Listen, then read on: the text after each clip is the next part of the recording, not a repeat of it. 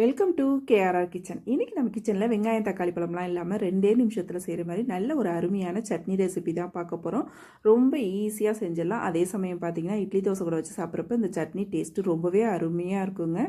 எப்படி செய்கிறதுன்னு நம்ம வீடியோக்குள்ளே போய் பார்ப்போம். அதுக்கு முன்னாடி நம்ம சேனலை இப்போ தான் ஃபஸ்ட் டைம் பார்க்குறீங்கன்னா சப்ஸ்கிரைப் பண்ணி வச்சுக்கோங்க. கூடவே பெல் சிம்பிள் ப்ரெஸ் பண்ணி ஆளுங்கிற ஆப்ஷனையும் ப்ரெஸ் பண்ணி வச்சுக்கோங்க. அப்போ தான் நான் போகிற வீடியோஸ் எல்லாம் உங்களுக்கு தொடர்ந்து நோட்டிஃபிகேஷனில் ஒன்றுக்கு ஒன்றே கிடச்சிக்கிட்டு இருக்கும்.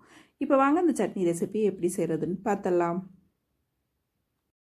இப்போ சட்னி செய்யறதுக்கு ஒரு மிக்ஸி ஜார் எடுத்திருக்கேன். இதில் வந்து பார்த்திங்கன்னா ஒரு 4 வரமிளகாய் சேர்த்துருக்கேன். இது கூடவே ஒரு 3 பச்சை மிளகாய், அப்புறம் பார்த்திங்கன்னா ஒரு 1/2 கப் அளவுக்கு வறுத்த வேர்க்கடலை சேர்த்துருக்கேன். நீங்கள் வறுக்காத வேர்க்கடலைனா வறுத்துட்டு அதுக்கப்புறம் சேர்த்துக்குங்க. இது கூடவே ஒரு 2 டேபிள் ஸ்பூன் அளவுக்கு பொட்டுக்கடலை, சின்ன கப்பால் 1 கப் அளவுக்கு தேங்காய் துருவல் சேர்த்துருக்கேன். அப்புறம் 3 பூண்டு பல், ஒரு சின்ன துண்டு புளி, அப்புறம் சட்னிக்கு தேவையான அளவு உப்பு சேர்த்து கொஞ்சமாக தண்ணி சேர்த்து சட்னியை நல்லா நைஸாக அரைச்சி எடுத்துகிட்டு வந்துக்குவோம். ரொம்ப ஈஸியாக செஞ்சிடலாங்க. டக்கு டக்குன்னு ரொம்ப ஈஸியாக ஒரு 2 நிமிஷத்தில் இந்த சட்னி ரெடி ஆகிடும்.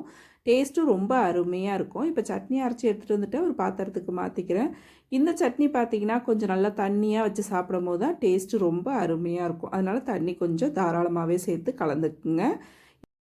இப்போ இந்த சட்னிக்கு தாளிப்பு கொடுத்துருவோம். தாளிப்புக்கு பார்த்தீங்கன்னா அடுப்பில் தாளிப்பு கரண்டி வச்சுருக்கேன். அதில் 1 டீஸ்பூன் அளவுக்கு எண்ணெய் சேர்த்து எண்ணெய் நல்லா காஞ்சதுக்கப்புறம் 1 டீஸ்பூன் அளவுக்கு கடுகு உளுந்து சேர்த்து நல்லா பொரிய விட்டுக்குங்க. கடுகு உளுந்து பொரிஞ்சதுக்கப்புறம் பார்த்தீங்கன்னா இதில் 1 கொத்த அளவுக்கு கருவேப்பிலை, கொஞ்சம் பெருங்காயத்தூள், 2 வரமிளகாய் கிள்ளிட்டு வச்சுருக்கேன், அதையும் சேர்த்து நல்லா தாளித்து எடுத்துக்குவோம். கடுகு வந்து நல்லா பொரிய விட்டுக்குங்க. அப்போ தான் சட்னி நல்லா வாசனையாக டேஸ்ட்டாக இருக்கும்.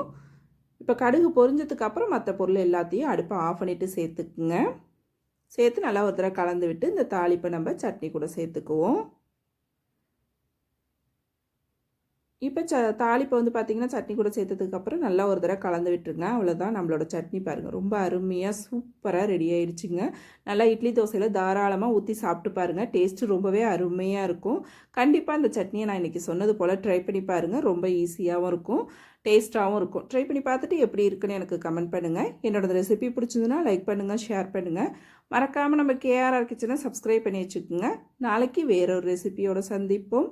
தேங்க்ஸ் ஃபார் வாட்சிங்.